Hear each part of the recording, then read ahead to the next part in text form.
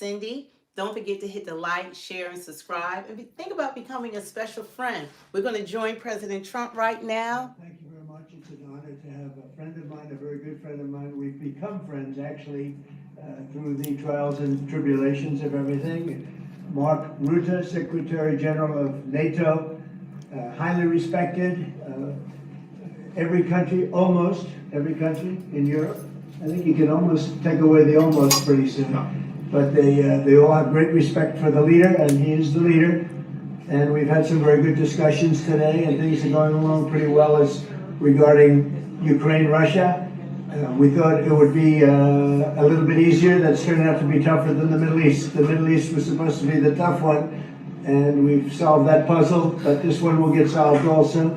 So I want to just say it's an honor to have you. Thank you very much. Thank you so much for hosting again. And we were texting, I think it was on the day when you were in Israel and Egypt, this tremendous success you had under your leadership, bringing peace to the Middle East.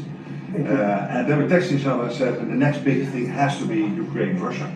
And I want to help, NATO wants to help, my colleagues want to help to basically deliver on your vision of peace in Ukraine. And I really want to thank you for everything you're doing, including breaking the deadlock with Putin, starting the dialogue in February when you came in as president in January, but also for everything you did with NATO, the fact that we are now at this 5%, the huge success in The Hague at the NATO summit, the fact that Europeans are also stepping up when it comes to Ukraine, basically the weapons from the US being delivered to Ukraine, paid for by allies, and the Europeans coming together to discuss how can we sustain Ukraine post the peace deal. All of this is evidence of your leadership of pushing the Europeans and the Canadians to do more, to deliver, and to equalize in spending with the US.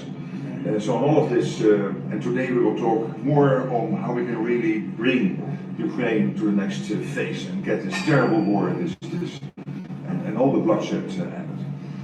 And as you know, we are going to be making a big trip next week. Some of you are going with us. We'll be going to Malaysia, South Korea, and Japan. In South Korea, I'll be meeting with President Xi of China. We'll have a pretty long meeting scheduled. We can work out a lot of our questions and our doubts and our tremendous assets together. So we look forward to that. I think something will work out. We have a very good relationship, but that'll be a big one. We canceled the meeting with President Putin. It didn't feel right to me. It didn't feel like we were going to get to the place we have to get, so I canceled it. But we'll do it in the future. But next week we'll be with many of you in those locations that I told you. Then it's back to Washington. So thank you very much, everybody. Yeah, please. Mr. President, can you tell us a little bit about why you're elevating sanctions against Russia right now? I just felt it was time. We waited a long time. I thought that we'd go long before the Middle East. And Mark, as you know, we did the Middle East plus 7. So we did 7 different wars from Pakistan and India to so many, Azerbaijan, Armenia, which they said was impossible to do. All these wars I did, and the one that we have left, we have 1 left. It'll be 9, and we have 1 left, and I think we'll get that done too. I think we're on our way. Absolutely, we have to. Mr. President, do you have a timeline for when you think this war is going to be over? Because of your No, I don't have a timeline. You can't have it. In war, it's hard to have a timeline. You know, so many things happen in war. Go ahead. What about Tomahawk missiles? Putin's definitely Well, the problem with the Tomahawk, that a lot of people don't know, it'll take a minimum of 6 months, usually a year, to learn how to use them. They're highly complex.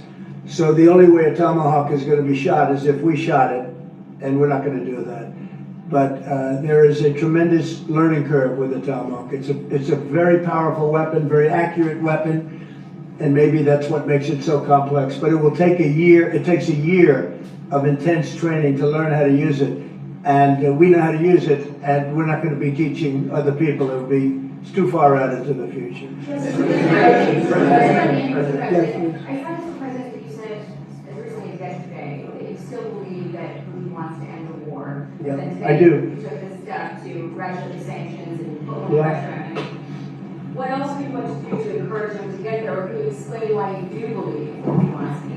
Yeah, it's a good question. Today is a very big day in terms of what we're doing. And look, these are tremendous sanctions. These are very big. Those are against their 2 big oil companies. And we hope that they won't be on for long. We hope that the war will be settled.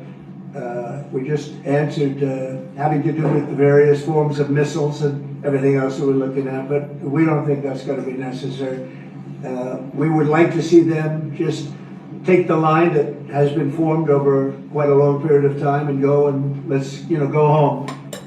Last week they had almost 8,000 soldiers killed. Many Russians were killed last week.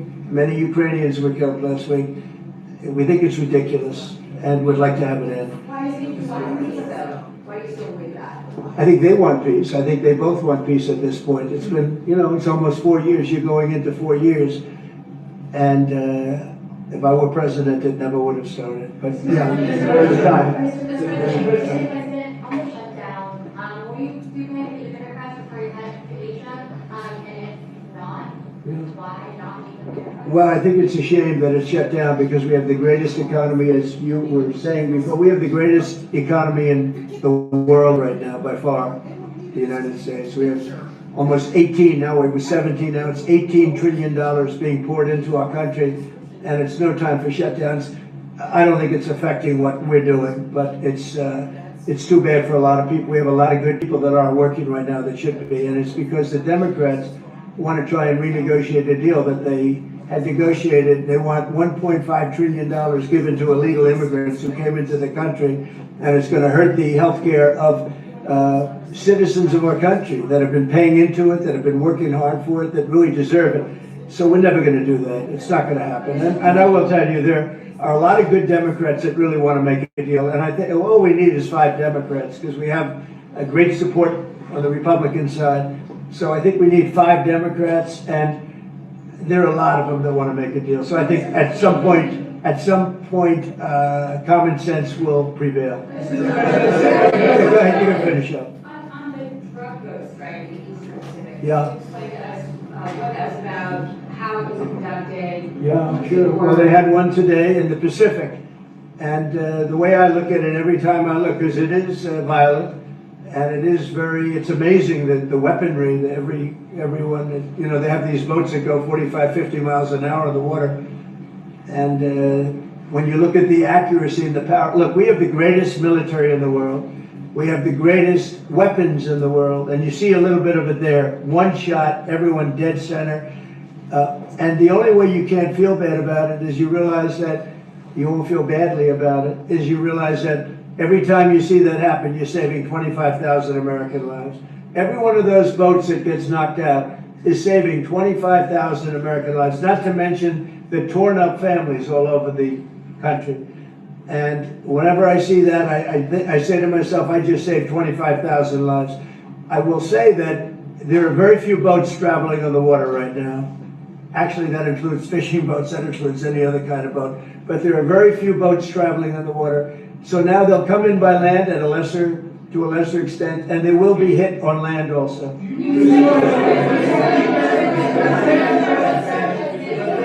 Right, in the back,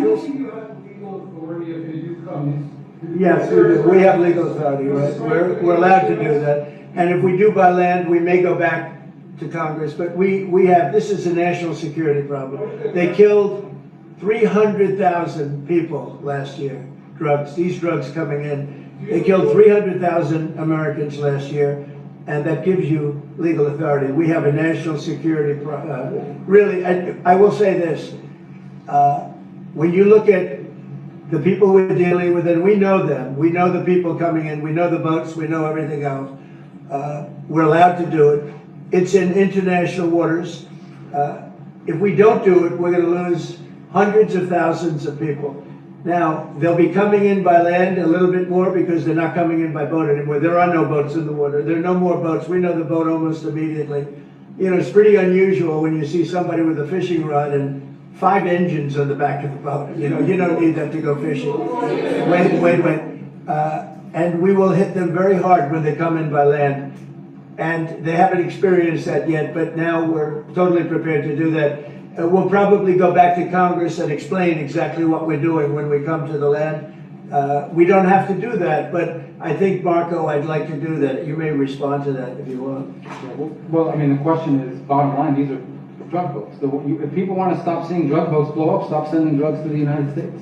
Does it matter if it's in the United States? Well, these are all in international waters. The Can boat, you do a strike in the United States or if we're well, that's a different matter. Now you're talking about a law enforcement matter. In this particular case, there are people traveling on international waters headed towards the United States with hostilities in mind, which includes flooding our country with dangerous, deadly drugs. And they're going to be stopped. And that's what's happening. And in the case last week, you saw it was a submarine. It was a submarine. It was a submersible. That's a drug boat all the way through. We know what these boats are. The president just said it. We track them from the very beginning. We know who's on them, who they are, where they're coming from, what they have on them. If you're running drug boats, you're in grave danger. And drug usage is way down, and drug usage coming from the sea, they call it ocean drugs, a little term that they use, the ocean drugs, is very close to non-existent right now. I wouldn't want to be in one of those boats heading away, they're driving happily to destroy the lives of people, and that's the end of them. So the ocean drugs and the sea drugs, drugs by sea they call it also, that's almost down to nothing, as you can imagine. So they continue to come in by land at a little bit less because they see something is going to happen, they don't like it, they see something, and they're right, something very serious is going to happen, the equivalent of what's happening by sea. And we're going to Congress just to tell them what we're doing, just to keep them informed. We have to do it for national security. We have to do it to save lives. The Secretary President said that Vladimir Putin had not been honest and forthright in his talks with you. Just wondering if you could tell us a little bit more about your feelings about that, and also my mate and Manir Rutte, just your thoughts on whether Ukraine should get tomahawks. Thank you. Well, I think that in terms of honesty, the only thing I can say is every time I speak with Vladimir, I have good conversations, and then they don't go anywhere. They just don't go anywhere. So in that sense, but no, look, he's fighting a war. He's in a war. It's two very competent sides, and that's the way war is. You never know with war, but I would say that it's time to make a deal. A lot of people are dying. They're not Americans, but they're people. Their souls, and they're dying by the thousands, worst since World War II, and we really should stop it. And to your other question, please. To your other question, this has been consistent from this president when we first met again after your re-election in Mar-a-Lago in November. You said we have to stop the killing. This is close to your heart, and this is your vision. That's why this war needs to end. And that comes to tomahawks, whatever system, it's up to individual nations to decide whatever they want to supply to Ukraine. NATO doesn't take a position, but I can assure you this. When the president called me in July and said we want to again send weapons into Ukraine, paid for by our allies, the Canadians and the Europeans, that was an important moment. And that is now taking place, and the ambassador, myself, we're working hard at this. Already a couple of $1 billion of weaponry into Ukraine from the US, paid for by allies. So I'm not going to comment on the tomahawks, but when it comes to the US and all the support for Ukraine, it is there and it is close to the president's heart, and I know this.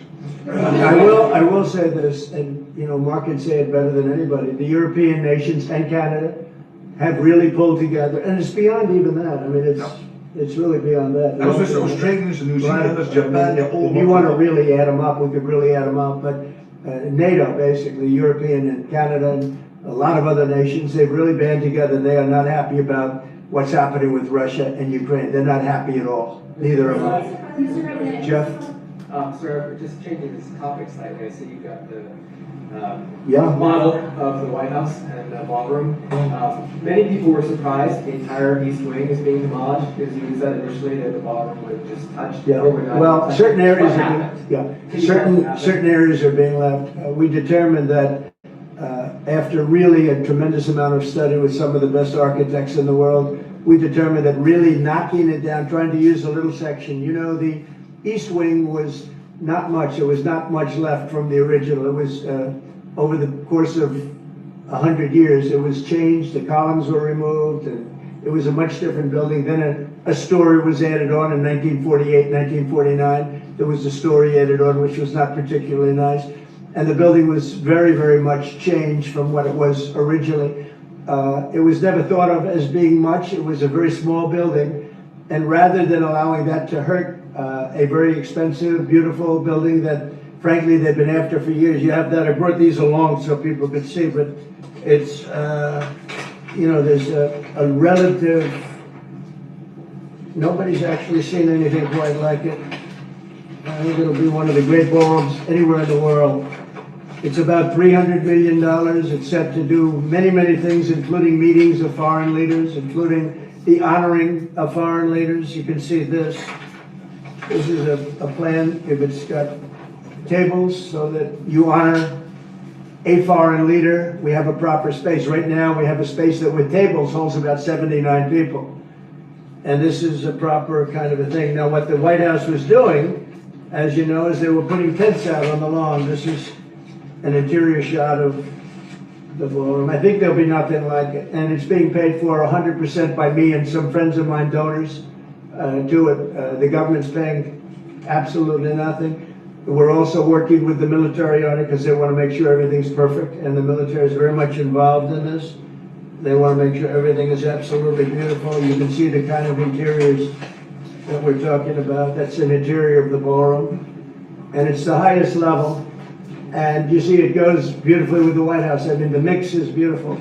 So over the years, many presidents have made changes. This obviously would be the biggest change, but this was something they've wanted for at least 150 years. Many of you have gone to the events where they had, as an example, President Xi, or they had, you know, a leader of one of the countries, including the king and the queen from your favorite country, Absolutely. frankly. But where they'd be honored, and they'd be in a tent out on the lawn, and it would rain, and it was a disaster. Brian's shaking his head, you know what I'm talking about.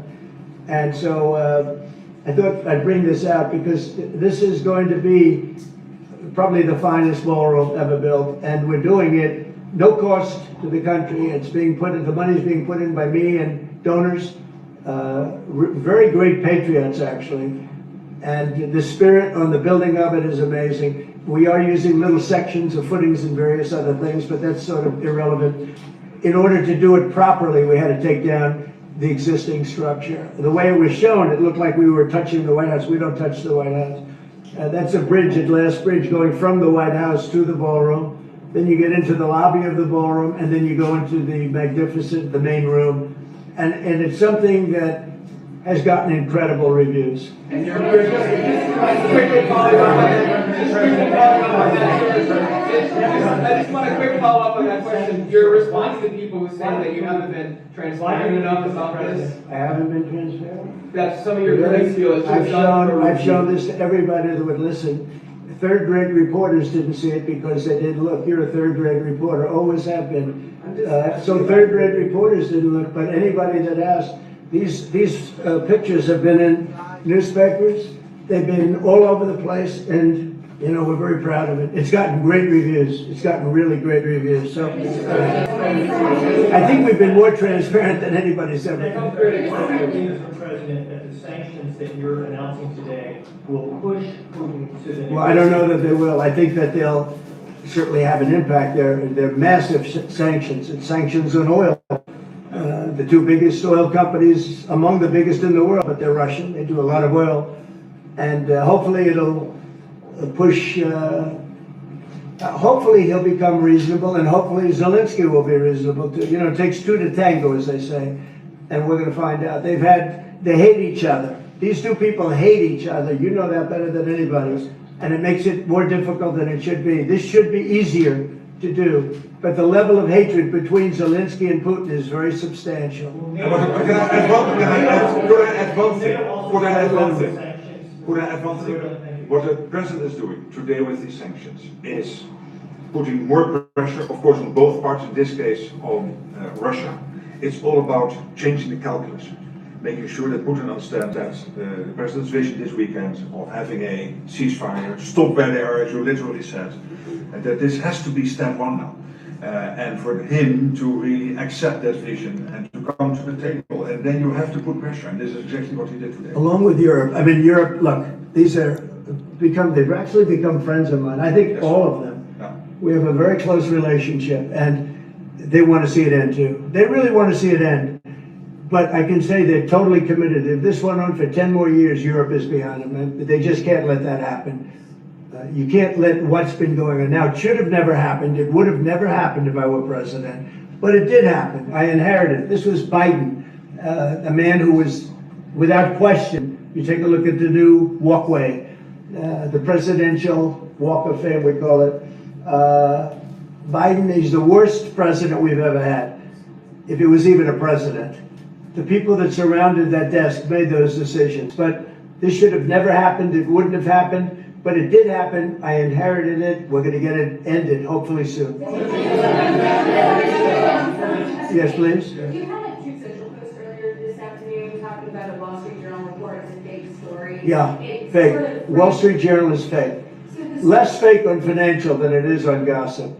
Can you just confirm that my understanding of what's happening is accurate?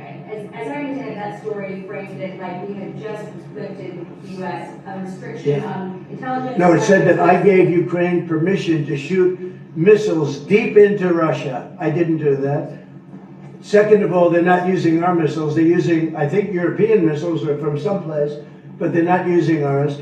And what they do, I don't control that, but I do control our missiles. They're not shooting our missiles in. It was a fake story. Wall Street Journal does a lot of fake stories. Thank you so much. The president of Colombia in a recent interview said that if you won't change, he thinks that people should get rid of you. We're talking about now Columbia, the country, not the university. Yes. Go ahead. He said what? He said that if you won't change, then perhaps you need to be gotten rid of. Do you view that as a threat? Well, he's a thug and bad guy. He's a guy that is making a lot of drugs. We've just, as of today, stopped all payments going to Colombia, the country Colombia. Also, the school Colombia. No, we settled. We made a settlement with him. But no, he's a thug and he's a bad guy and he's hurt his country very badly. They're doing very poorly, Colombia. They make cocaine. They have cocaine factories. They grow all sorts of crap that's drugs, bad drugs coming into the United States, goes generally through Mexico. And he better watch it or we'll take very serious action against him and his country. His country is, what he has led his country into is a death trap. Please. As the Secretary General presented his Ukraine peace plan to you, are you prepared to be chairman of the Board of Peace? Oh, there is no Secretary General peace plan. But I'm here, no, I really want to correct it because I saw some of that in the media. Of course, many people are thinking how to bring this terrible war to an end and supporting the president in doing that. Why I'm here is to dialogue again with the president how I can be, how Nato, my colleagues and other colleagues in Nato can be of maximum support to get that done. But there is no peace plan on the table. If there is a peace plan, it is what the president said last Friday and Sunday, which is stop where you are, stop the fighting. This is about NATO. We're a very proud member of NATO. We have a great relationship with the countries in NATO. I think made much better by our visit a few months ago when they agreed to 5% instead of 2% of GDP. That was a big concession. I think that was a concession that 2 years ago nobody would have said, even a year ago. Even 9 months ago, before you were elected. Yeah, they would have said that's not possible. And the difference is they're paying 5% as opposed to not paying 2%. A lot of them weren't paying, with the exception of Spain. I think you're going to have to talk to Spain. Because Spain is not a team player. So other than Spain, everybody's 100%. And you could solve the Spain problem very easily, I think, if you want. Brian, go ahead. Go ahead, then we'll take Brian. Go ahead. The soybean farmers, are they going to be getting support from you soon? Yeah, well, they do. So what's happened, you could say with that, you could say with beef, with all of it. The beef, the ranchers, let's say, who have done a great job, have lost their shirts for many, many years. They've really been decimated. And I helped them a lot. I put tariffs on things coming in to the country, including beef. And that gave them a chance to finally have a decent industry. We are going to be talking to them. They're great people, but they've been hurt for 25, 30 years. They've been losing because other countries have taken advantage of them. And by putting tariffs on, they've been able to make a few dollars. They've been able to have an industry. But I also want to keep the beef prices low. So I'll be talking with the ranchers and I'll be speaking with a lot of different people, including Scott and Howard, and we'll do something. Because prices are way down in our country. Energy is way down. I think you're going to see $2 gasoline very soon. I see that it's $2.50 in a lot of places, $2.50. We were heading to $5, $6, and $7. If Biden didn't go back to my policy toward the end, you would have seen, but he didn't go back to the full policy, and he missed the most important thing. So we were up to, we were way up. I think you're gonna see $2 gasoline. We couldn't even break that number. That's a big difference. The only cost that's really up is beef, and the fake news only wants to talk about beef. And what I did is I made it possible for those people to survive. They're incredible people. But they were being decimated by other countries, and I didn't want that to happen. So prices are way down, groceries are down, everything's down, energy's way down. Even interest rates with a bad chairman of the Fed, he's terrible, he's a fool. But even interest rates are down. So our country has never done better. We're gonna take in, I think, $21 trillion this year. No country has ever taken in more than 3. And we're going to take in $21 trillion of investments because of the tariffs. If we didn't have tariffs, we would be a mess. We would be a national security problem. And we've done a job. So I'm very happy about that. We're going to do something very quickly and easily on beef to get it down. The ranchers understand that. They're so happy for what I've done. I saved them. I don't think you'd have any beef in this country if I didn't do that. So we're very proud of that. Yeah, Brian? Yesterday in Los Angeles, immigration officials were attacked by some protesters. Yeah, sure. To arrest an illegal alien. Gavin Newsom, other Democrats, used very aggressive language in terms of how to address ICE. Yeah. Is there any responsibility that we place on Gavin Newsom and other elected officials for using such aggressive language? Well, Gavin has to be careful. Remember that when I first came in, they had a terrible riot in Los Angeles. They had the fires, which shouldn't have happened. They didn't have the water for the fires. They should have had the water coming in from the Pacific Northwest. They didn't have the waters. They didn't have water in the hydrants or the sprinklers. So they had the fires, and then they had the riot. And if we didn't go and take care of that riot, you would have lost Los Angeles. You would have canceled the Olympics, which is because of me in Los Angeles. And the police commissioner, the head of the police, said, if the president didn't come in, we would have lost Los Angeles. We did not have the capability of taking care of it. And he said it very strongly. And we did a great job. And within a week, it was all done. Within one day, it was done. But within a week, it was all done. And then they go back to their normal practice of weakness, of not taking care of criminals, meaning taking care of putting them in jails where they should be. Washington, D.C., and you all are the best people for that, because Washington, D.C. is now one of the safest cities. It was one of the most dangerous cities in the country. Now Washington, D.C., believe it or not, I'm embarrassed to say it in front of you, but Washington, D.C. went from one of the worst, most dangerous cities to, you can walk down the street, you can send your child to meet you at a location. Your child is going to be fine. We have a very, very safe city, one of the safest, and very proud of that. Memphis, by the way, is coming along fantastically. We're in Memphis right now. You're locking up black people. We had the FBI in Chicago. We're doing things. We haven't served Chicago yet. When we do, Chicago will be very quickly a very, very safe city. But if you look at what's happening in Memphis, it's great. But you got to look at Washington. People are coming up to me. People that work in the White House are saying, "Thank you, sir." And I immediately know what they're thanking me about. It's thanking, they can walk to work. They would never walk to work a year ago. They can walk into work and they feel safe and secure, and it's beautiful. And I'll tell you what, it's really an honor to add that great ballroom to the structures in Washington. It's going to be one of the great ballrooms of the world, and I think it's going to be something you're all going to be very proud of.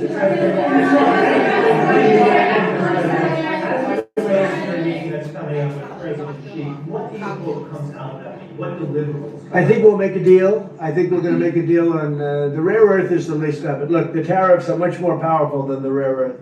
The rare earth is a disturbance, but there's a lot of rare earth around. I'll tell you, I've had more calls on rare earth. We've got it, everybody's. We'll make a deal on, I think, everything. I think we're going to make a deal on soybeans and the farmers. I think we're going to make a deal on maybe even nuclear. President Putin in his call mentioned to me about nuclear, where we do a de-escalation, and I'm fine with that. I think it's good. I think it's a very appropriate thing. We have the most nuclear weapons. Russia's second. China is actually third by a long way, but they'll be even within 4 or 5 years. Too many. And we are talking about de-escalation. That's already being talked about. Can you convince And I think we'll probably add China into the mix. President Xi to stop purchasing all that Russian oil that's funding this war against Ukraine? Well, I think I'll be talking to him about it. I think it's a little bit of a different talk. India, as you know, has told me they are stop. You know, it's a process. You can't just stop it. But by the end of the year, they'll be down to almost nothing. That's a big thing. That was almost 40% of the oil. India, they've been great. Spoke to Prime Minister Modi yesterday. They've been absolutely great. China's a little bit different. You know, they're a little bit different relationship they have with Russia. It was never good, but because of Biden and Obama, they got forced together. They should never have been forced together, but they're a little bit forced. But they're by nature, they're not. They can't be friendly. They can't be friendly. By nature, I hope they are friendly, frankly, but they can't be. You should not have forced Russia and China together. And Biden did that, and Obama did that. They forced them together because of energy, because of oil.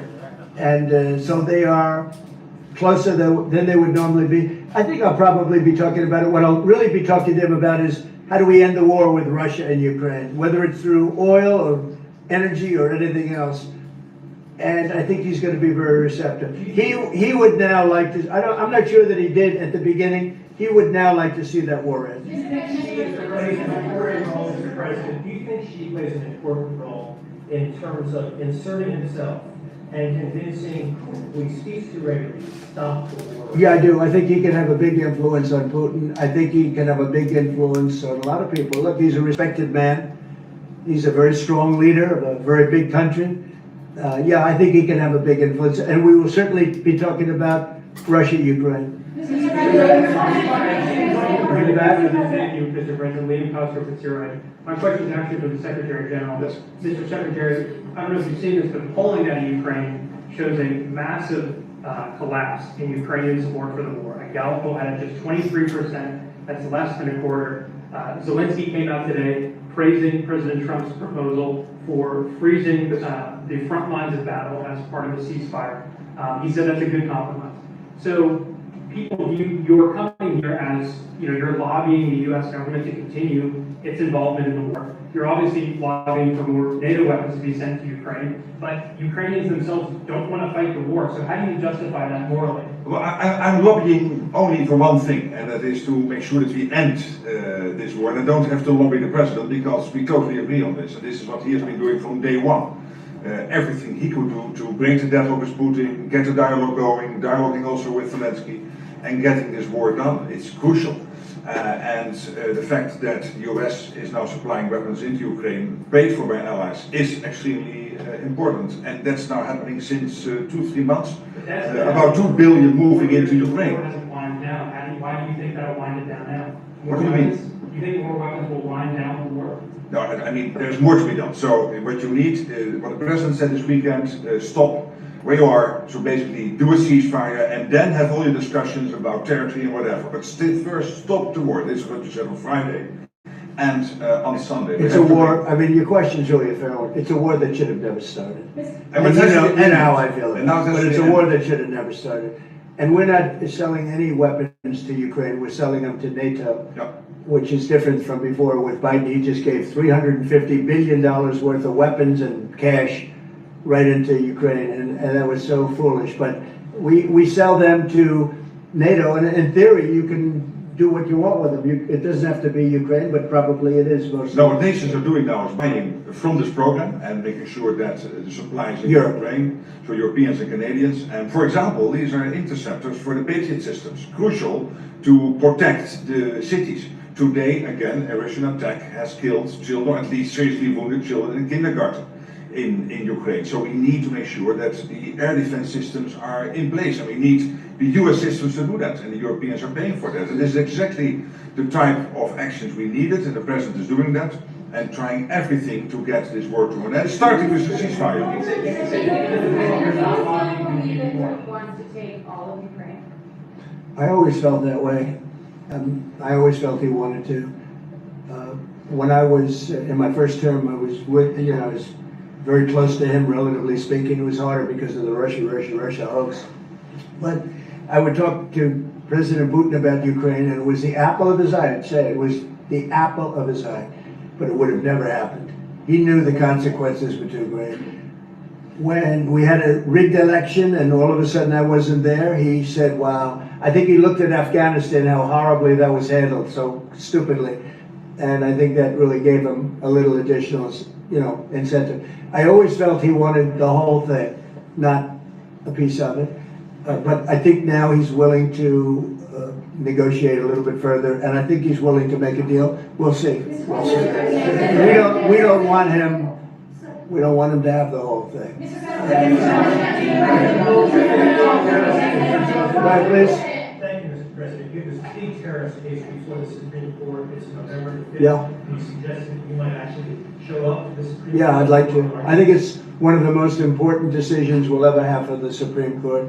With tariffs, we're a strong, sound country. We're a nationally secure and internationally secure country. We're a very rich country. Without tariffs, it's a slog for this country, a big slog. I think it's one of the most important decisions in the history of the Supreme Court. And I might go there. I really believe I have an obligation to go there. We are doing so well as a country right now because of tariffs. And you have to understand, tariffs have been used against us for many years, decades. And just slowly but surely hurting our country so badly. That's why we owe $37 trillion.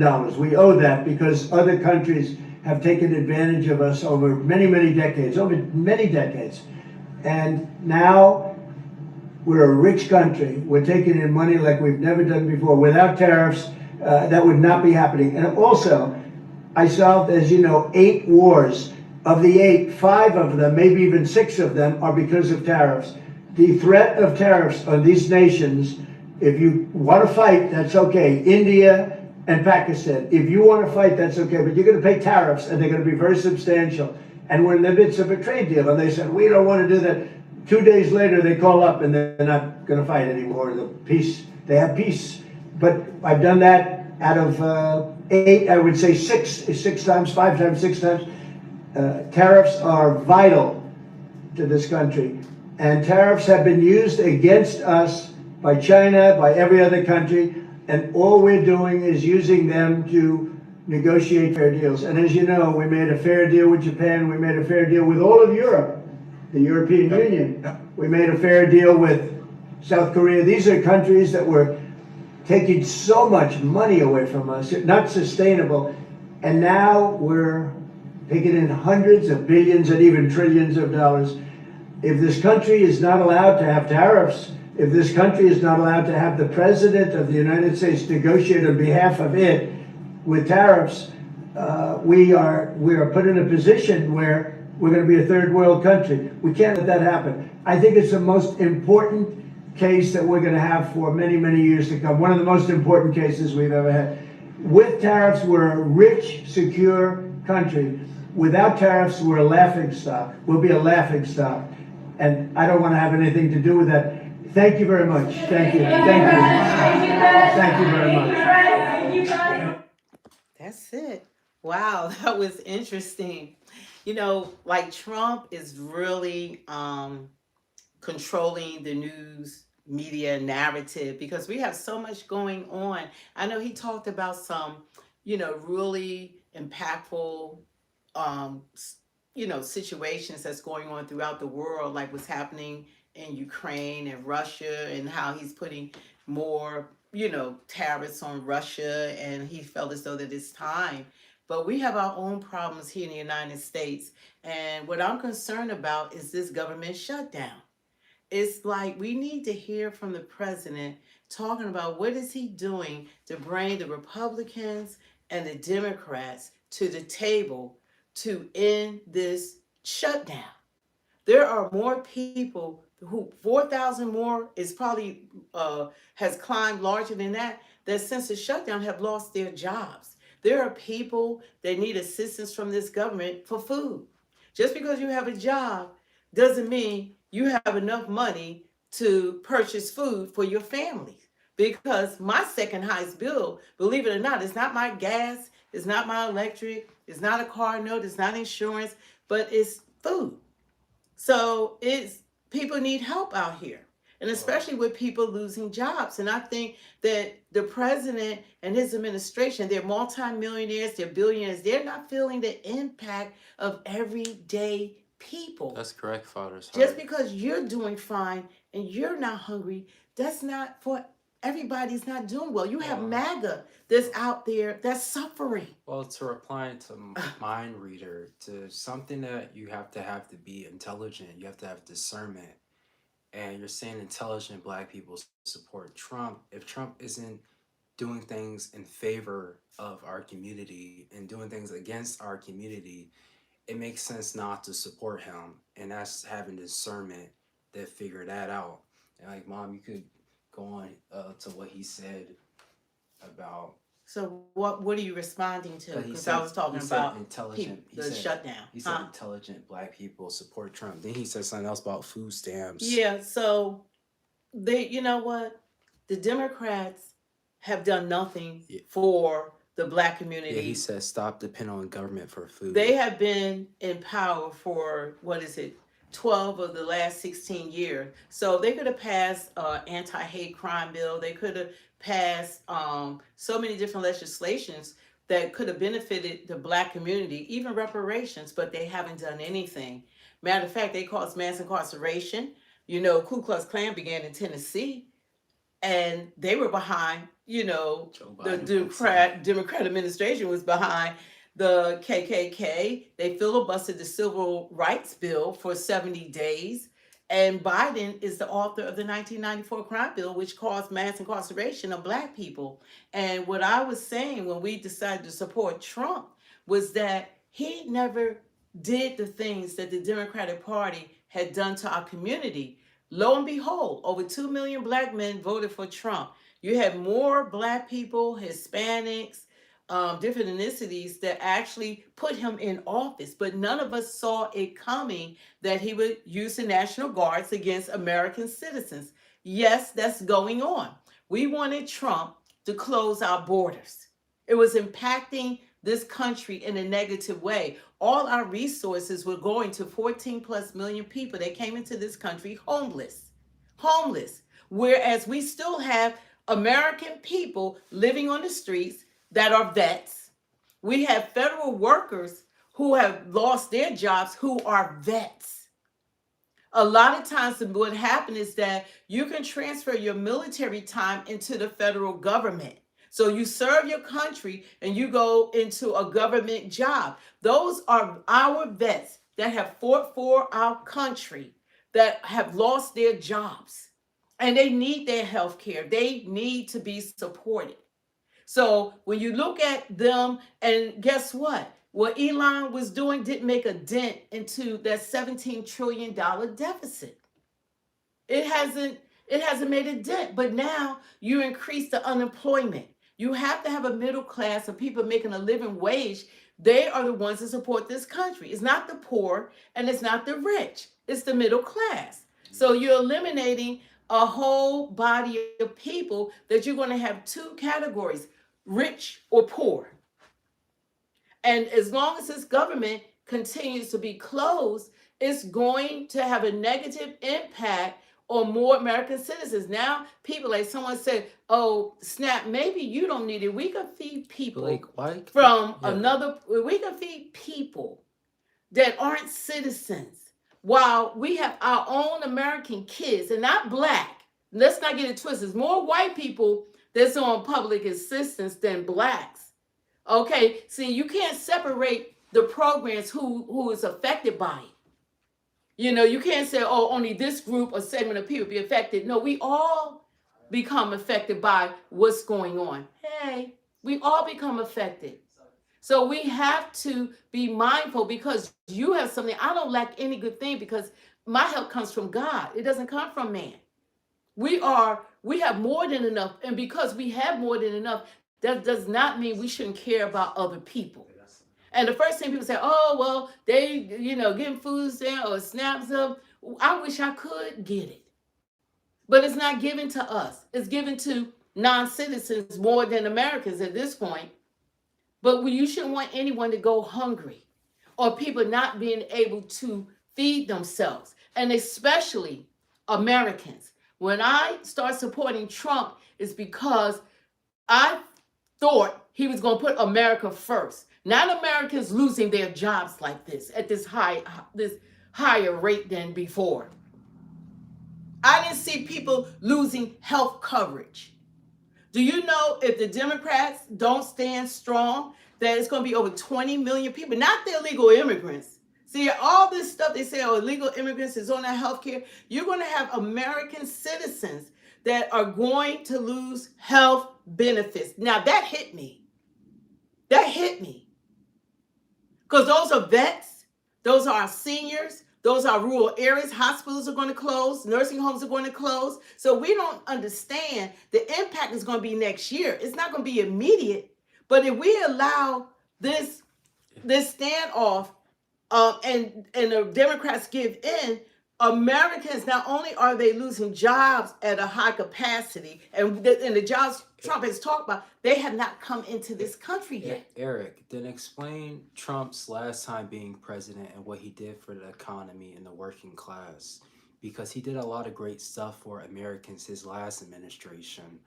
And that's how we base voting for him this time. Because it was like the Democrats, all they did was make promises that they never kept. All they do is say, we're going to do this and that. And the black community just give out votes away without any type of return. There should be a return. Okay, we vote for you. Okay, we want that anti-hate crime bill that we've been trying to get for, what, a decade? We should have, you don't mind having 14 million people come and take our taxpayer dollars and give them our reparations. Nobody complain about that. Right now, the Democrats aren't fighting for the black community. Trump is sending in National Guards. He said, oh, this is training ground for unleashing the military on American citizens. And guess what? He's sending them to the black communities. Black people are not the threat and the violent people in this country. We're not the mass murderers. We're not the school shooters. We're not the people that are committing the heinous crimes and killing all these cops, but he doesn't talk about that. He didn't go to Utah when Charlie Kirk was assassinated. Yeah, Damon, this country, one of the reasons it's flourishing is because of billionaires, because they're the ones that own the big companies that gives people jobs to buy things like a home and an apartment. And we want what's best for the country. I want righteous leaders. I don't care if you're Republican or Democrat. We need people that actually care about all the people. Because if you think that you can have one segment of people that's only taken care of, it's not going to happen. My congressman is Democrat, but he has to still support me. Your congressman might be Republican, but they still have to support you and what you expect out of them. We expect them to serve. And I don't want to continue to hear that it's the Democrats' fault, it's the Republicans' fault. No, you guys were elected to represent the American people. So y'all should have your asses at that table, and it should have been resolved. And you can't resolve anything if the Republicans are not in Washington, that they decided on the expense of the American people to not be present.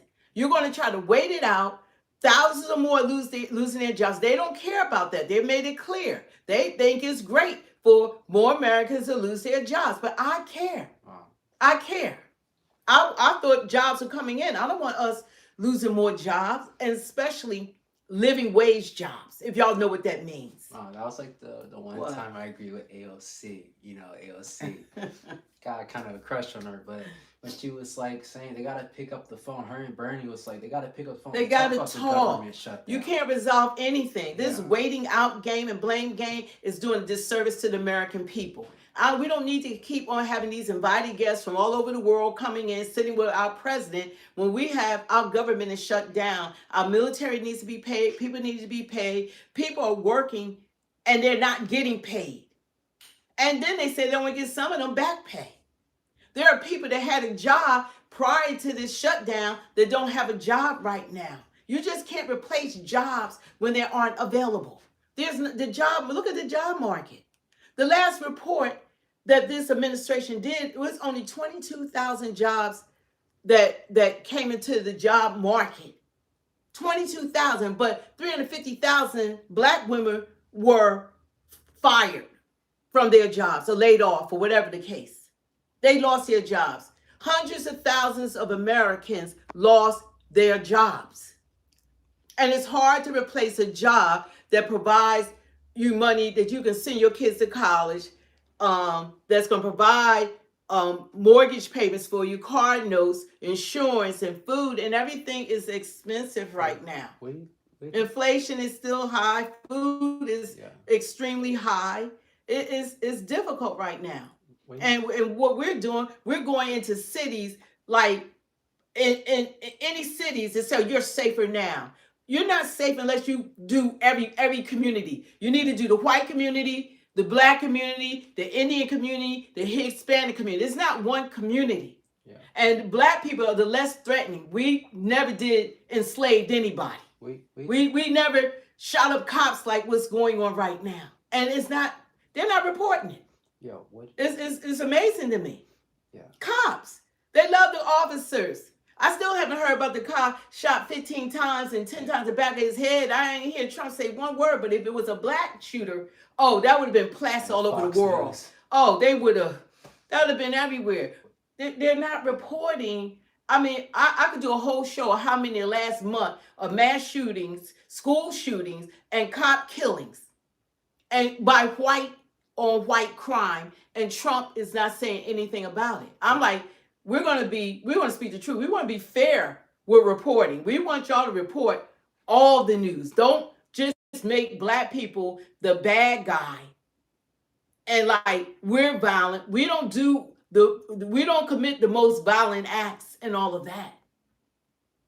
And Biden already did that 1994 crime bill, locking up all black men, saying y'all gonna be safer. Nobody was safer. Yeah, Sean, first off, I was a Republican first, and Chrissy, in the Bible, God also says to respect your leaders. Yeah, we pray for Trump. Yeah. We just did a prayer. We pray for this administration.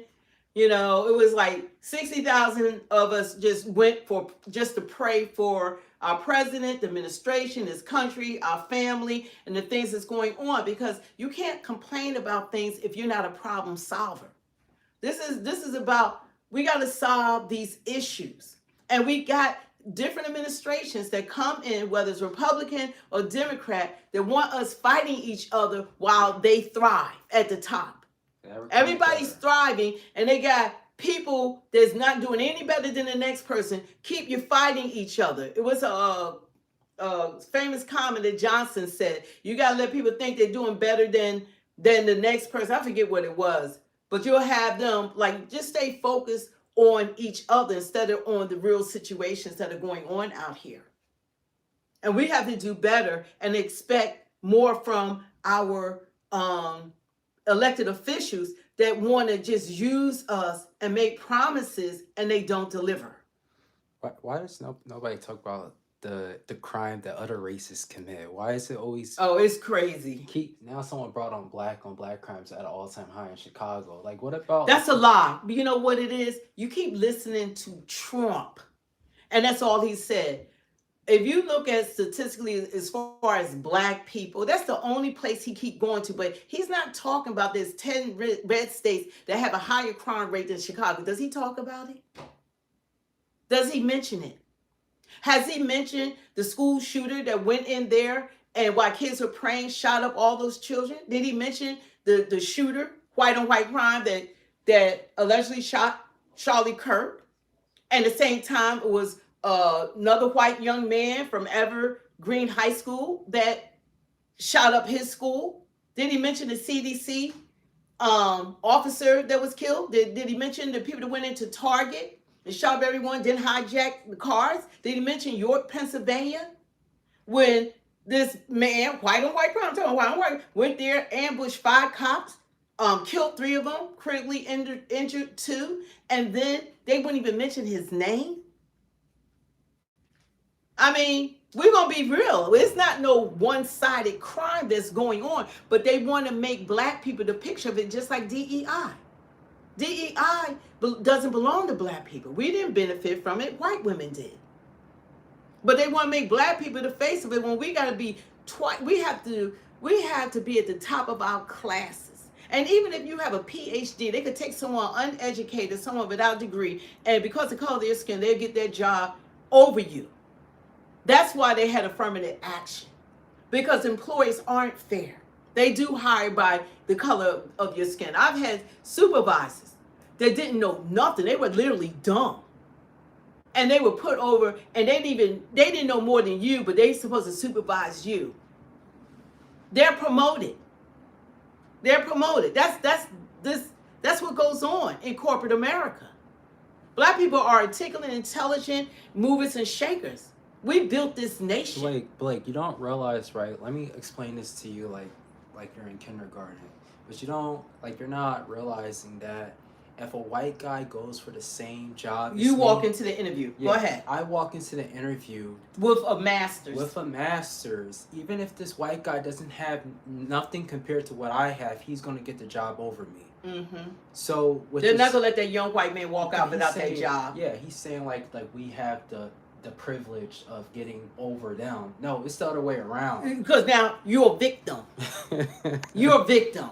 White people are the victim. Look how they flipped the script.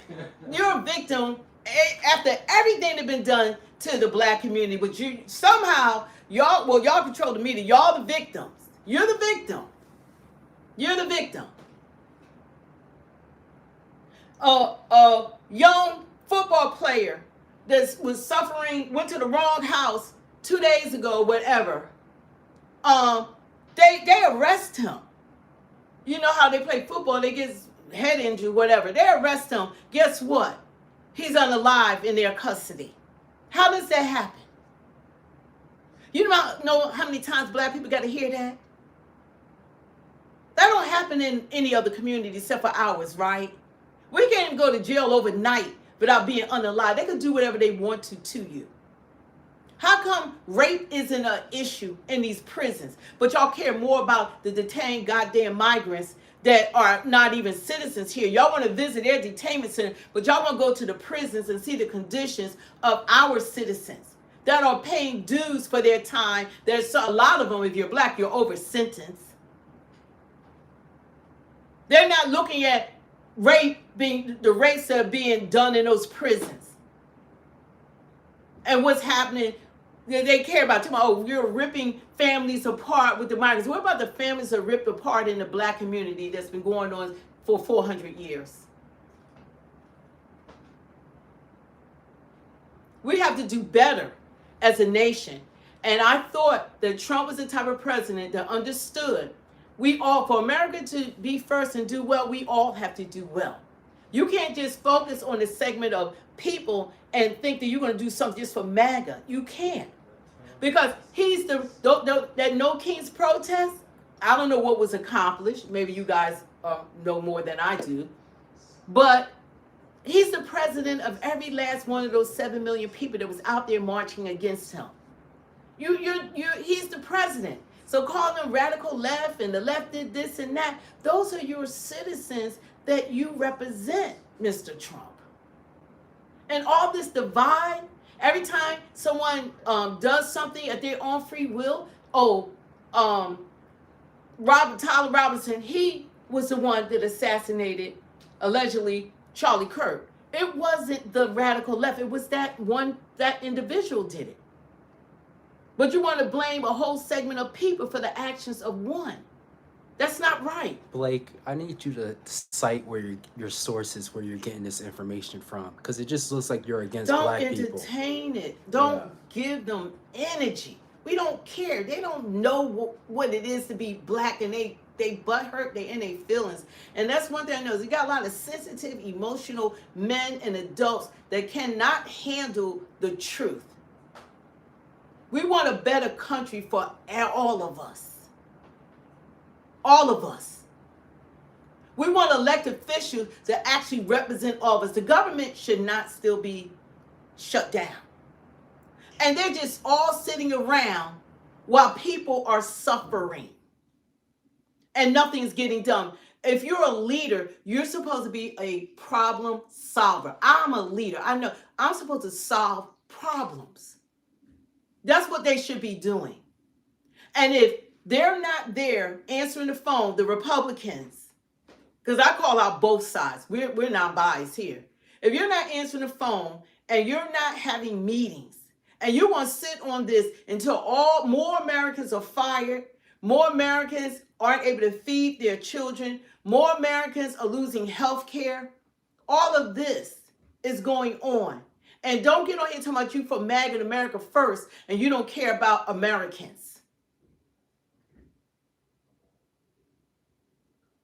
So don't ever say, God bless America. Because God is for the human race.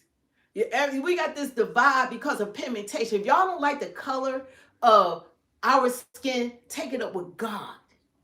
Because most of the world is brown. God made the human race. And you're going to hate heaven because it's going to be all types of colors in heaven then. So I guess that's not your destination. We're heaven bound. You got to be for all Americans. There are great Black Americans, white Americans, indigenous, Indian, Hispanic, Asian. But we got to work together. Now, when we got that outside attacks, because right now, while we imploding and somehow we're warring against each other and we want to fight each other, Russia is plotting. China, President Xi, he's plotting on Taiwan.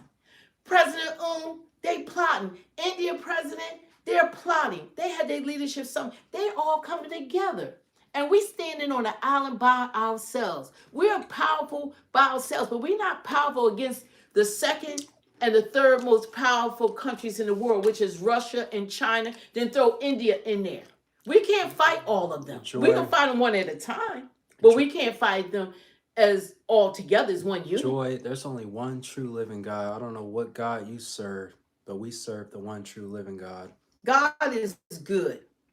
And like I said, don't say anything about America first and you care about American people when we got our vets on the street and our vets are losing their jobs. I did not see that coming. Those federal workers and jobs, half of them are military people, our servicemen. Because they can transfer their annual leave, their sick time, it goes towards their retirement. If they did 20 years in the military, then they could do 10, 20 years in a federal job. That goes all towards their retirement.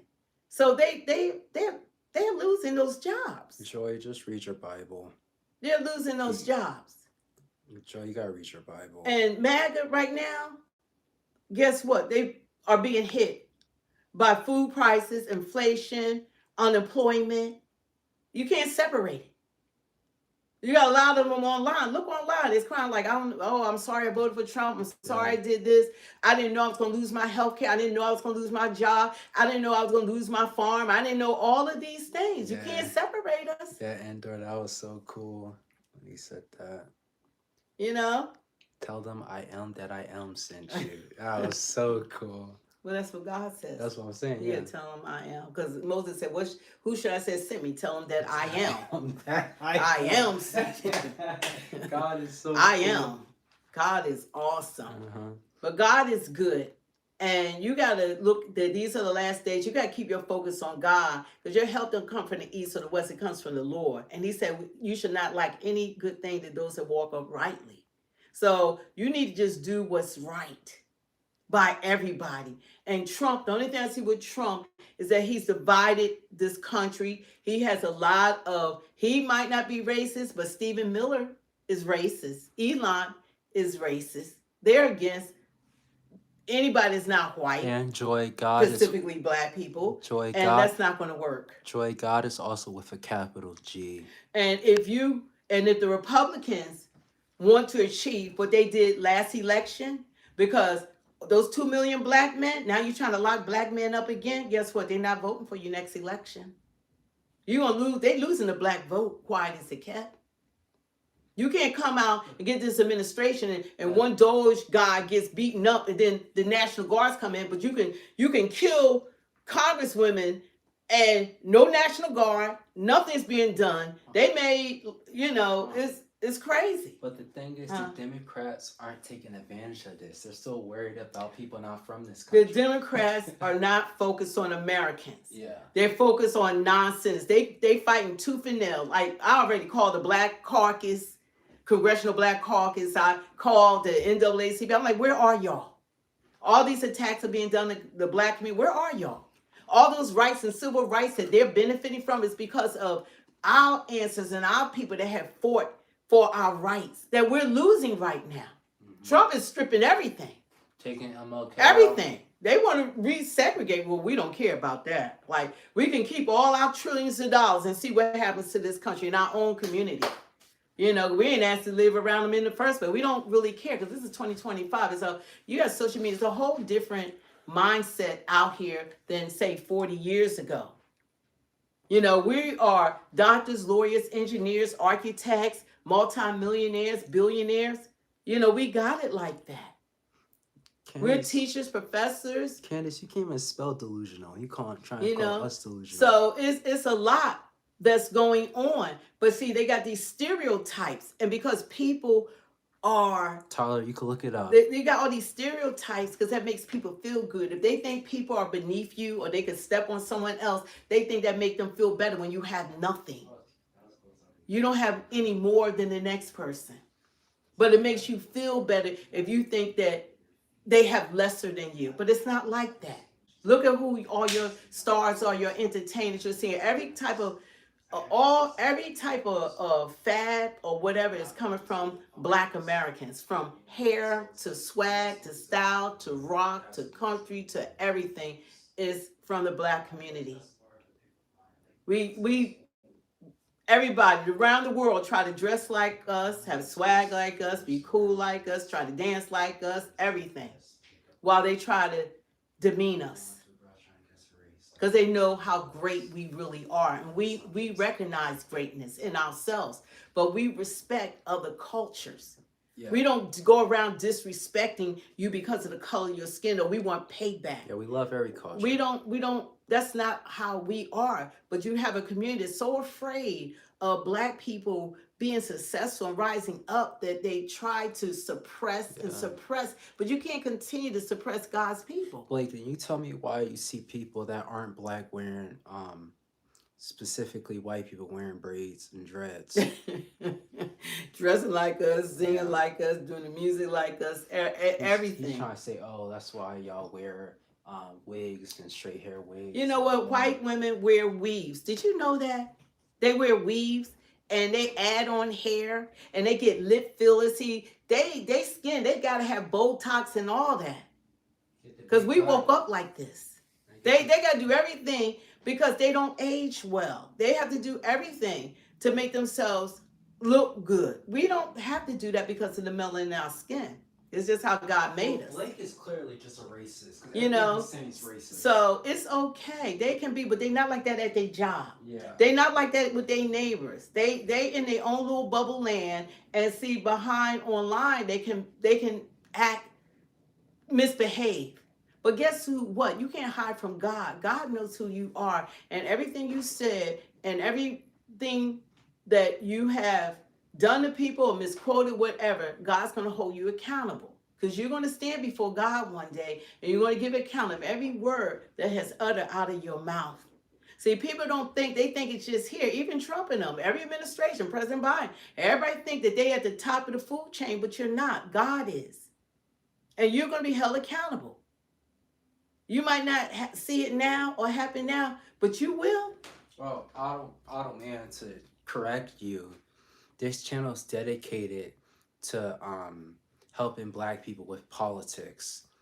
So that's why we keep bringing up Black people. And we're bringing it up because we're going to talk about every subject. Yeah. All the subjects from day one, 99% of the time, we support Trump. But we said that nobody goes along with anyone 100% of the time. We're acting like the world revolves around us. We we give it, you really don't give them any energy. Why do you even let them super chat? They want, if you want to read theirs. But what I'm saying is that we know who we are and we're good with it. We don't have a problem with it. I think others have a problem because they want to mislabel us. Like diversity, equity, inclusion did not benefit us, but they still labeled us. Yeah. But we're here to say that that was all a lie. There's a lies being told, but what I want is for our leaders to be about all the people. Is that too much to ask? Because what you're trying to get, you're not going to get without them providing for all of us. Yeah. It's not going to happen. It still hasn't happened. And you're not So gonna you like, can jump up and down, but when you lose your job or you can't pay your bills, then you'll understand this conversation a little bit more clearly.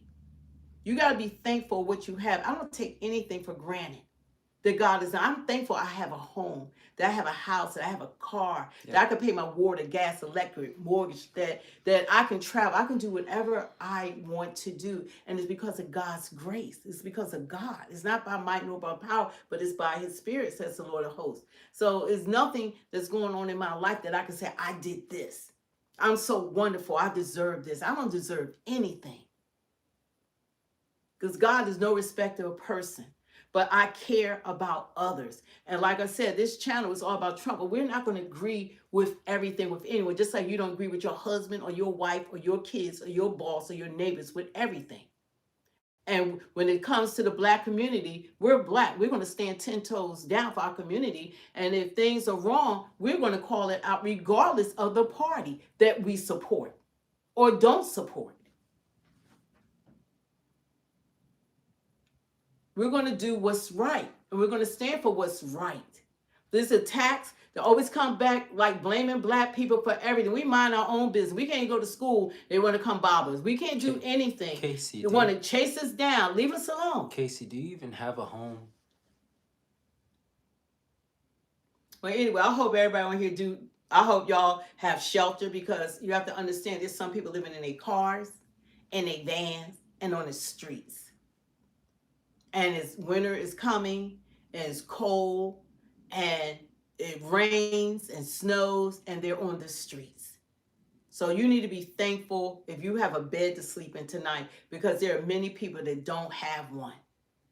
We take so much for granted, and we're so busy trying to be mean and wicked and nasty to one another, that you need to be thankful for the things you do have in your life. But we need administrations to work for all the people and not cause this divide that we're angry at each other while they prosper. They're prospering. The billionaires are becoming multi-billionaires. They're prospering. The millionaires are becoming multi-millionaires. They're prospering. Everybody's prospering while we go at it, and we're talking about, okay, now we don't have a job. Now we can't support our family. And they talking about, oh, you're lazy, you don't want to work. No, we had a job. We lost the job because the government, they took the job away, but they didn't replace it with anything. They didn't replace all those promises Trump got. They're not here. All those companies, from what was it, Hyundai to Apple, all that, where the jobs at? They're not here. And I'm like, why did you get people out of their jobs before you had jobs that could replace their jobs? And then we got AI. They like everything's AI. Oh, right now. There goes customer service. There goes teachers. There goes even some doctors and even the supermarkets. They got supermarkets. They got the robots taking inventory, just going down, taking inventory where they would have people doing it. So there are a lot of jobs that are going to be extinct within the next few years. So you're going to have a higher unemployment. So you guys better get ready for that. While y'all want to fight each other and complain, and when y'all need to be contacting your congressman and telling them that you need more jobs out here, food is too high, inflation is too high, open up the government, open it back up. We travel. We couldn't go into different museums because it was a government shutdown. They're federal. So we need to do better. We need to do better. Don't forget to hit the like, share, and subscribe to this channel. We're going to speak the truth. And you can agree to disagree. And I don't know, Mr. Busky, I don't know. I've been telling people to send us their email. So we want to bring people on because we want to hear from you, and especially from those who aren't sensitive and overly emotional. They can talk in a clear, concise manner, and they can just, express their viewpoints. And that's the only way you can resolve things, if we talk about it. So that's what we want to bring to this channel. And we want to pick some people that can come on and we can have these conversations. Not just Republicans, but Democrats, independents, and non-voters. We want to hear from all of you. Mind reader, that literally makes no sense. We want to hear from all of you. You mean robots? AI can't physically touch anything. You must mean robots. There's a lot going on, and it's a lot that's on its way, and a lot of us aren't prepared for it. People don't see it coming. And well, Creed, these are jobs Americans already worked. They've already had these jobs that Yeah. this administration have fired them. And then nothing to go to. Nothing to replace those jobs. It's not good. And now they want to throw, they say, up to 20 million people off of health care. Look, if that's what the Democrats are doing, holding their ground, hold y'all ground. Don't let 20 million people lose their health care. Be kicked out of closed hospitals and be kicked out of nursing homes, and that, they don't have, a hospital within, 30 miles or an hour away and all of that. I don't want that to happen to any American. If we could take care of people who aren't non-citizens and we can't take care of our own citizens, something is wrong with that picture. And the Democrats don't care about Americans. They fighting for illegal immigrants. They fighting tooth and nail for them while the citizens of this country have been suffering. They are not a priority. They still not fighting for Americans. They still not fighting about what's being done in these communities that the National Guards are being sent to, like Memphis. Washington wasn't a dangerous place like that. What is it? Not dangerous? Is black people not there? What are you trying to say? It's beautiful. Washington is not like that. The way Trump pictured, like, oh no, one person had gotten beaten up, but people that are being shot to death, he ain't sending no National Guards. Those states. I just don't know what party to support. Now It's hard. Trump's saying that he doesn't know if he's gonna make it to heaven. I'm like, yeah, he said he don't know if he's gonna make it to heaven. So Trump is not even worried about his salvation, but he will meet up with God. And I wouldn't even play with that because he's older. I would not even play with that. yeah. You better get saved, Trump, because you don't want to spend eternity. You think that 79 is old? What about trillions of years burning in a lake of fire? There's no end to it. Flesh being ripped out. You're in darkness. You're away from everything. You're just suffering. Non-ending suffering. You're going to thirst, can't drink. Just horrific. It's the worst horror movie. You can't even come with a horror movie. So you want to pray for everyone. You don't want that to happen. You don't want that to happen. Hopefully the president, the way he's talking don't sound like he believes he is saved. He said he don't think he is, but it's still time. And it's still time for you as well. Just confess with your mouth, believe in your heart that Jesus Christ is Lord and he raised from the dead and you shall be saved. You have to believe it. Believe it. Because it's true. It's true. Heaven is real. Hell is real. God is real. Jesus is real. Angels are real. Demons are real. The devil is real. It's real. If you don't believe it, you will find out. Remember this, you'll find out. Then the other side, you got Joe Biden having day of visibility on Easter. Yeah, this country is just so that was doomed. Crazy.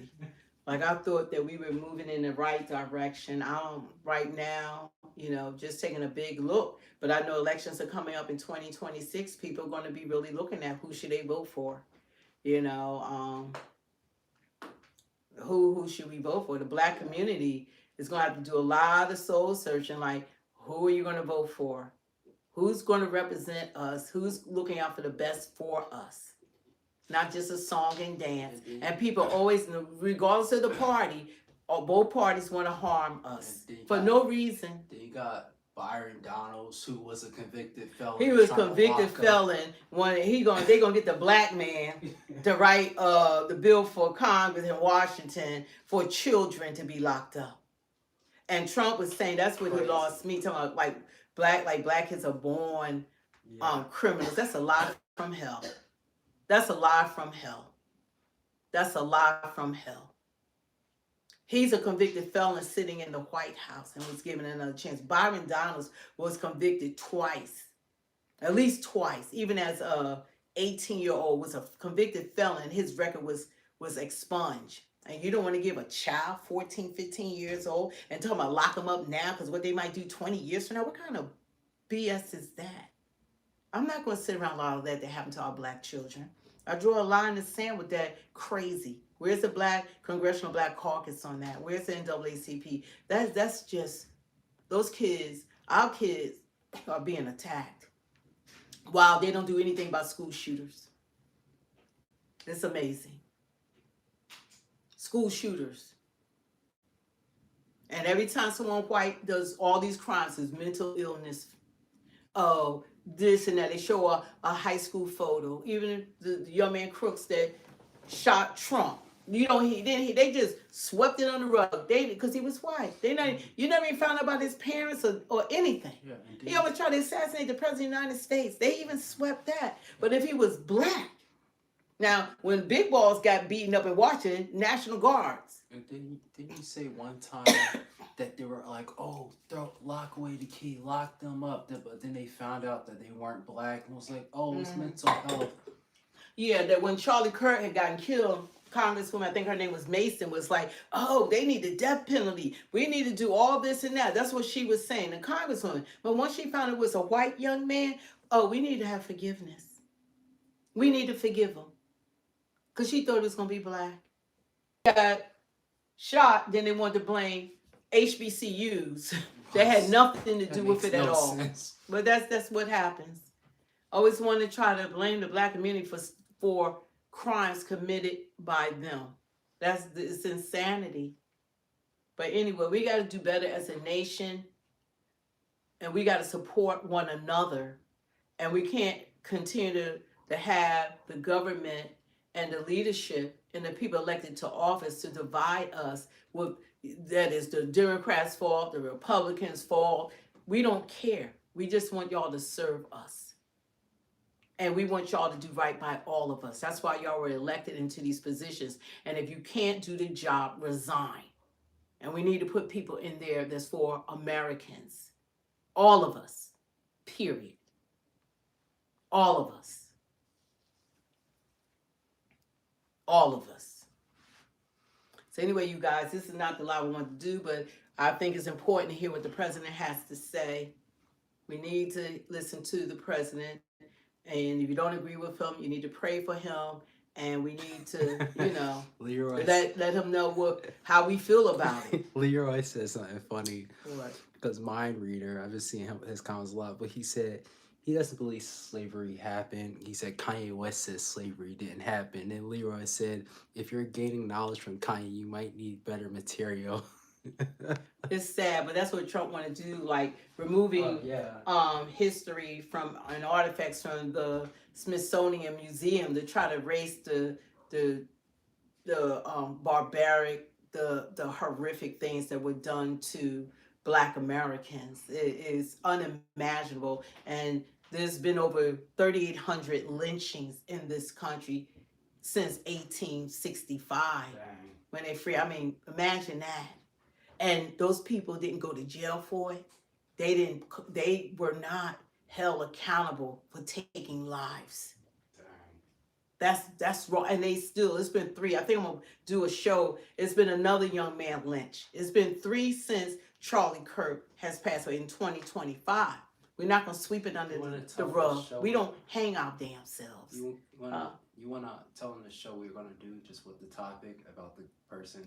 No, they got make sure you hit the like, share, and subscribe.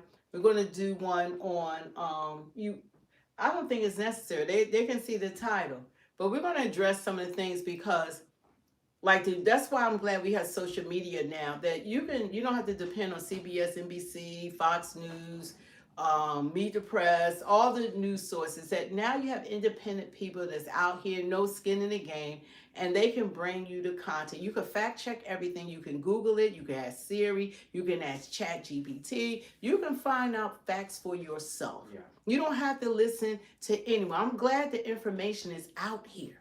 So people who are lying to you and misinforming you, that you can find out for yourself. You can find out for yourself what's going on. So that's the beautiful thing about 2025.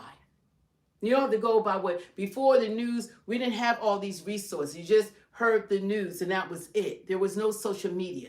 It was just the main channels, 6, 10, 3, 29, Newspaper. 17, yeah, newspapers.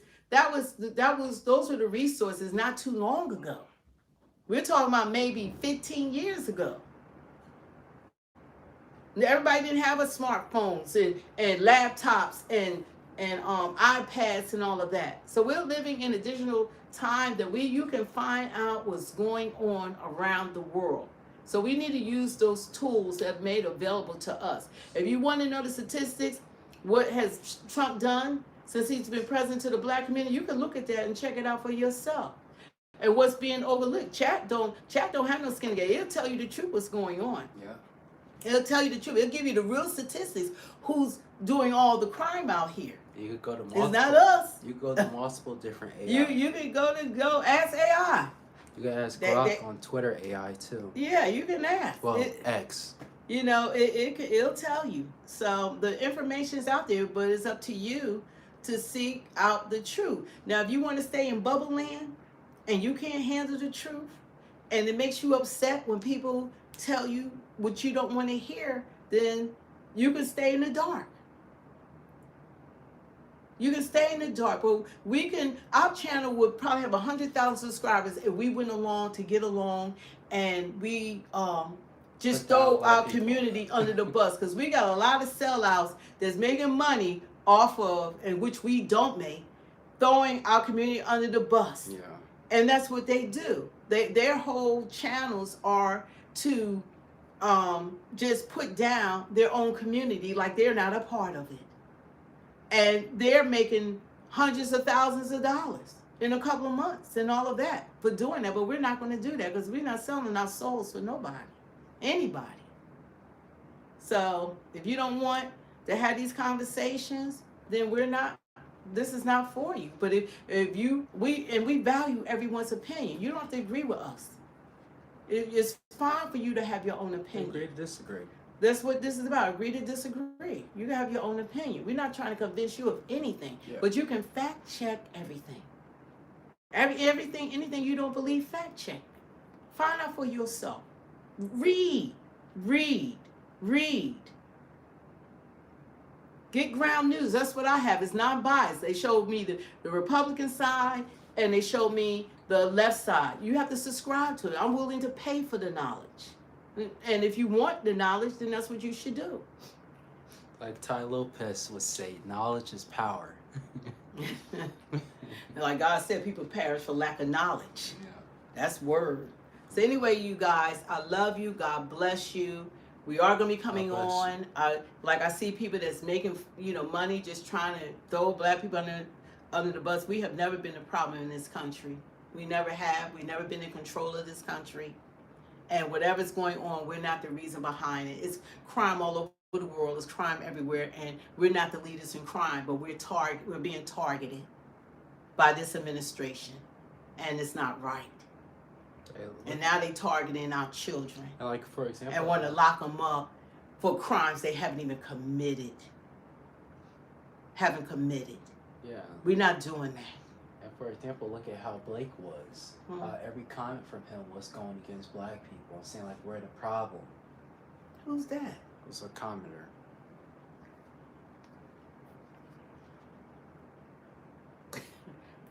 Don't care.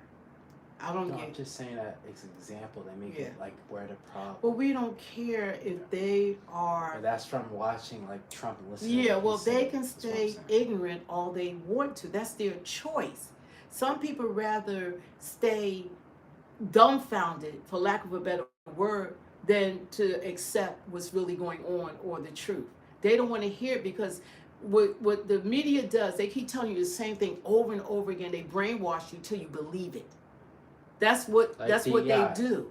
They keep saying it over. Trump just keeps saying they're violent, they're criminals, they're criminals. We'll be safer. You keep hearing it, you start believing. That's what he's doing.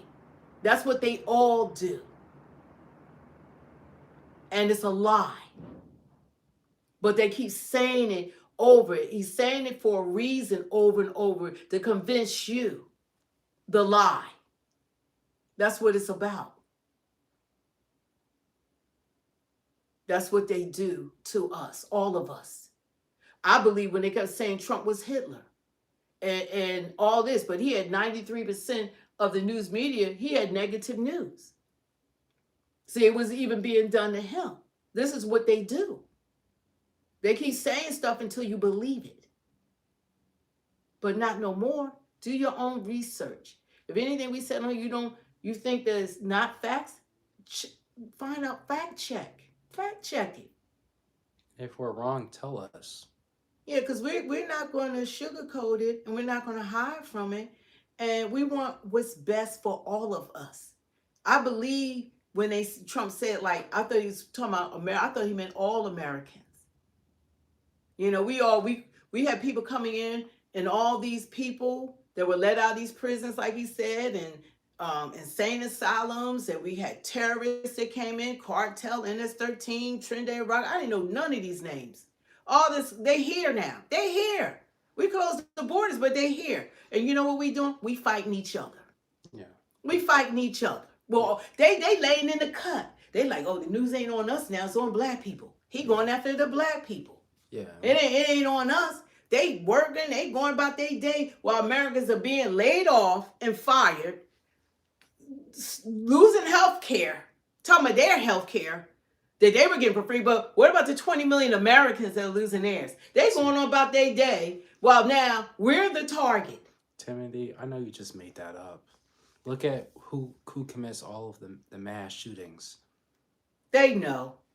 They know. They can look it up. Oh, You can look at some of my other in the last few weeks. I put up different stuff showing some of the mass shooters and pictures and all that. The Trump administration hasn't talked about one of them. Not one. Not one. Yeah. In our channel, we're not going at a community or a person. We're just saying what's true, what's factual. Mm-hmm. Well, anyway, you guys, I got to go cook some dinner. It's getting late. And we're going to be on here tomorrow. And we're going to do topics because we want to hear from you. We want you guys more engaged because, like, when we come down off the lives, we don't get the comments and stuff because people don't know that it's content behind the title when we put up because it was, about Trump, and his participating in the meeting with Nato. So anyway, you guys stay blessed, stay safe, and pray for one another and pray for your president because it affects all of us, even if you don't like him, and that he'll do right. But God is still sitting on the throne. Thank you, Endure. I see one of our moderators was on here. Did anybody else come on, or was just who was on here? Endure. I only saw Endure. Okay, thanks, Endure. We're going to get some more moderators. We got to get some more. So anyway, you guys, thanks for joining us. We hadn't been on here for a while because we just been traveling and doing things. But we'll usually come on every day, at least Monday through Friday, that we're on. And we're going to start that back up. But we've been just, living life and stuff that has, doing stuff. So anyway, you guys, thank you, Endure. We love you. God bless you. And I know some of the stuff that we say is kind of hard, but being a Christian, we have to speak the truth. It's mandated for us. We can't sit back and watch wickedness and evil being done and don't do anything or say anything. This is biblical. And it's in here. Have to. We have to. But God loves you. We love you. You guys stay safe. I hope everyone does have a home. I hope everyone here does have food, does have a job. I hope no one's being affected by this government shutdown, but I believe it's not being talked about enough. They just letting the days go by. It's not being talked about enough. They should have resolved it by now. And the only thing that's happening is this nation is losing more jobs and more health care while this administration is building a $450 million building or whatever onto the White House. We got to do better by the people. We got to do that's not important. What's important is people being fed and having their health care and making sure no one else loses their jobs because there's nothing to replace them. Not at that level. When you got a federal job, you got a good job. You can't just replace that job like that. People are going to be losing houses, home. They're going to be losing everything, everything. Imagine working 30 years and then you got fired during this shutdown and you lost your retirement and everything. Imagine that. It's horrible. So anyway, you guys, we're going to jump off. We're going to be on here tomorrow. We're going to talk about some of the stuff that's going on. We know that Trump been flooding the news. We see like 2 or 3 times a day. He's just been flooding the news media because he's not talking about the things that we kind of really need to be talking about. So anyway, we're going to put other stuff up. Y'all, you guys stay blessed. And we're going to bring indoor on. Yeah, that would be great. Too. Like indoor, like if you have a chance, like in order to bring you on to the show, we need your email. You could just give us your email and Speak the Truth 2.0 on our Instagram. We haven't even been using that channel. I don't know why you haven't been putting nothing up. Or what's in the yeah. So we want to bring you on live. Yeah, with us. Timothy. First off, what I said, you're defining completely different than how it's usually defined, and also you don't know everyone's situation. Some people do need the government to help feed them. Not everyone has just an abundance amount of money. Some people got kids. Some people got and with regular jobs, they still don't. Even with working 1 or 2 jobs, people still can't afford to feed their kids. Yeah. Because of all the other bills that goes along with it. Like they got to clothe them as well. Got to keep heat on as well. They got to keep the water on as well. There's a lot of other priorities they got to do. And food is very expensive. So they need supplements. They need extra help. We're not talking about people that aren't working. These are working people that need assistance. And MAGA needs assistance. Everybody. It's not about the color of your skin. You have all ethnicities that's getting food subsidies. And that's the truth. And Black people aren't leading the way. And that's the truth. They always make Black people the face of everything. Yeah. We're not benefiting from it. So anyway, you guys, thank you. God bless. Peace out. Thanks. God bless you. See you guys in the next live. Don't forget to hit the like, share, subscribe, and turn on notifications so when we go live, you'll be notified, and we'll look for it indoor. We want to bring people on. I told Birch Gold I got to get him on. Yeah. But we've been so busy the last few weeks. We kind of take a break, but we're going to go back to being consistent and coming on a daily basis. Anyway, thanks, guys. Thanks, Indoor. We love you. God bless. Peace out.